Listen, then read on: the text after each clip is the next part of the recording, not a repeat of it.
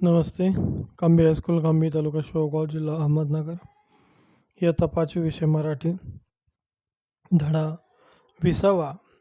माझं शाळेचं नक्की झालं. याचं आज आपण या ठिकाणी प्रकट वाचन पाहत आहोत. विमल गोरे यांचा हा पाठ या ठिकाणी आपल्याला अभ्यासासाठी दिलेला आहे. शाळेची ओढ आणि परिस्थिती यामधलं हे सुंदर चित्रण या ठिकाणी आपल्याला अभ्यासनासाठी दिलेलं आहे. तर मी सचिन शिंदे सर आपलं पुन्हा सर्वांचं एकदा स्वागत करतो ऑनलाईन तासिकेमध्ये. तर आज आपण पाहत आहोत धडा 20वा माझं शाळेचं नक्की झालं. आणि आज आपण या धड्याचं प्रकट वाचन पाहणार आहोत. तर मी धडा वाचतोय, तुम्ही धडा ऐकत असताना पुस्तक समोर ठेवायचं. तर चला आपण सुरू करूयात. पान नंबर 57, धडा 20वा माझ्या शाळेचं नक्की झालं. कोल्हापूरमधल्या कळंबा मध्यवर्ती कारागृहाजवळ रस्त्याला लागूनच एका सरळ रेषेत 15-20 झोपड्या होत्या. त्यातल्याच एका झोपडीत आम्ही राहत होतो. मातीच्या कच्च्या विटांनी बांधलेल्या भिंती, त्या पण पावसाचं पाणी मुरून पडण्याच्या बेतात होत्या. फुटकी तुटकी कौलं वरती टाकली होती. आतली जमीन तर सतत ओलसरच असायची. त्यामुळे त्या झोपडीत नेहमी कुबट वास यायचा. उठून उभं राहिलं तर वरची कौलं डोक्याला धाडकन लागायची. मोठ्या माणसांना उभं राहून कसलंच काम करता येत नव्हतं. झोपडीत एका बाजूला 4-5 फाटक्या वाकळा पडलेल्या. त्याच वाकळा आम्ही अंथरायला पांघरायला वापरत असो. 7-8 जर्मनची ताटं, चिंध्यांची, फाटक्या कपड्यांची 2-3 गाठोडी, पाण्यासाठी 2 जर्मनची पातेली, एक पत्र्याची घागर आणि अशोकदादाला नुकतीच मिळालेली पोलीस खात्याची काळी पत्र्याची पेटी. एवढाच आमच्या घरातला एकूण संसार. शिवाय दारात एक रांजण होता. त्या झोपडीत अशोकदादा, त्याची बायको सुमिती, लिंगाप्पा, मर्याप्पा, मधू आणि माझा चुलत भाऊ सिद्धू असे 6 जण राहत होते. तशातच 3-4 दिवसांपासून माझे वडील, आई, मी आणि माझी बहीण मंगल असे आम्ही आणखी 4 जणही तिथेच आलो होतो. सर्वांना झोपायला सुद्धा जागा पुरत नव्हती. उद्या आम्हाला पुन्हा बोरगावला पालावर जायचं होतं. आई आणि बाबा जायची तयारी करत होते. आईनं 2-3 ताटल्या वेगवेगळ्या रंगाची जोडलेली 2 पातळं एका मोठ्या पिशवीत भरली. बाबाही बारीक सारीक सामान दुसऱ्या पिशवीत भरू लागले होते. तोच अशोकदादा ड्युटीवरून घरी आला. तो आईला सामान भरताना बघून म्हणाला, आई, कुठे जायची तयारी चालली आहे? आई म्हणाली, जातूक मागायला. किती दिवस इथं बसून खायचं?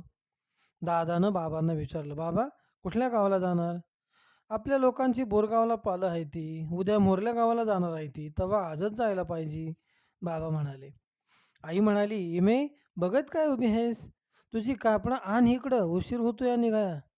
आईचं बोलणं ऐकून दादा म्हणाला, आई, इमेला घेऊन जाऊ नको, मी तिला शाळेत घालणार आहे. शाळेत म्हटल्याबरोबर बाबाचं डोकं भडकलं. बाबा रागानेच दादाला म्हणाले, तुझं डोसकं बिस्कं फिरलं की काय? पुरीला शाळेत घालतो म्हणतोस?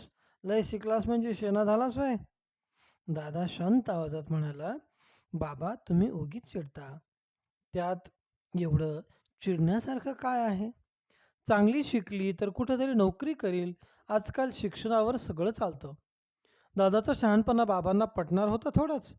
बाबा म्हणाले, शाळा शिकून काय करायचं? घरात खायला अन्न नाही आणि हिच्या शाळाला पैकी कुठला आणायचं? त्या परीस लगीनच कुठं ठरतंय का बघू. तिच्या शाळेचा खर्च मी बघतो.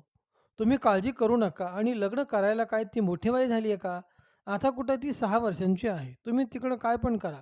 मी इमेला शाळेत घालणार आहे, दादा म्हणाला. इतका वेळ गप्प बसलेली आई म्हणाली, तुझा बा असाच आहे. तुझ्या वक्ताला शाळेत घालताना असंच केलं.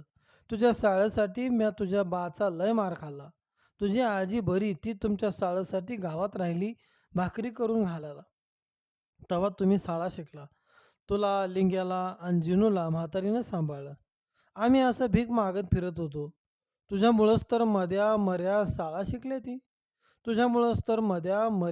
शिकल्या ती.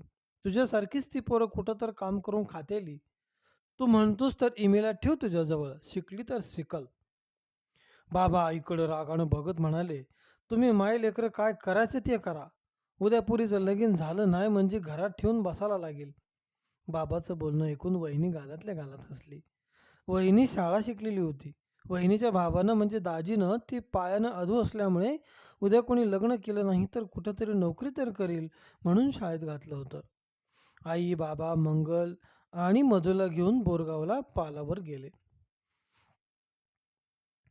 मला करमत नव्हतं. सारखी आईची आठवण येत होती. पहिल्यांदाच आईला सोडून राहायची वेळ आली होती. आई जाताना म्हणाली होती, "माझी सय काढत बसू नको, शाळेत जात जा. वहिनीबरोबर भांडू नको. ध्यान देऊन शाळा शिक म्हणजे झालं." दादा 8 वाजता कामावर निघाला होता. दादाला उशीर झाला होता. दादा गडबडीनं कपडे घालत होता. कपडे घालता घालता तो वहिनीला म्हणाला, "सुमे, आज एमीला शाळेत घेऊन जा. तिचं नाव शाळेत घालून ये. मला वेळ नाही. नाहीतर मीच गेलो असतो. पोरं कुठं गेली? घरात कुणीच नाही. पोरांना जेवायला घालून शाळेत पाठव." दादा कामावर गेला. वहिनीनं घरातली सर्व कामं भराभरा आवरली. आमच्या घरापासून शाळा फार जवळ होती. 4-5 झोपड्या ओलांडल्या की दगडी बांधकाम केलेली एक मोठी शाळा होती. तिथंच पहिलीचा वर्ग भरत होता. शाळेशेजारीच मोठं वडाचं झाड होतं. वहिनी आणि मी शाळेत आलो. वहिनीनं बाईंना नमस्कार केला. वहिनींची बाईंबरोबर आधीची ओळख होती. माझे भाऊही त्या शाळेत शिकत होते. फक्त त्यांचे वर्ग दुसरीकडे भरत होते. वहिनी म्हणाली, "हिचं नाव शाळेत घालायचंय." बाईंनी माझ्याकडे निरखून बघितलं आणि माझी माहिती विचारायला सुरुवात केली. "मुलीचं पूर्ण नाव काय?" वहिनी म्हणाली, "विमल नामदेव भोसले." बाईंनी नोंदवहीत लिहून घेतलं. "हिची जन्मतारीख सांगा." आता जन्मतारीख कोणाला माहीत होती?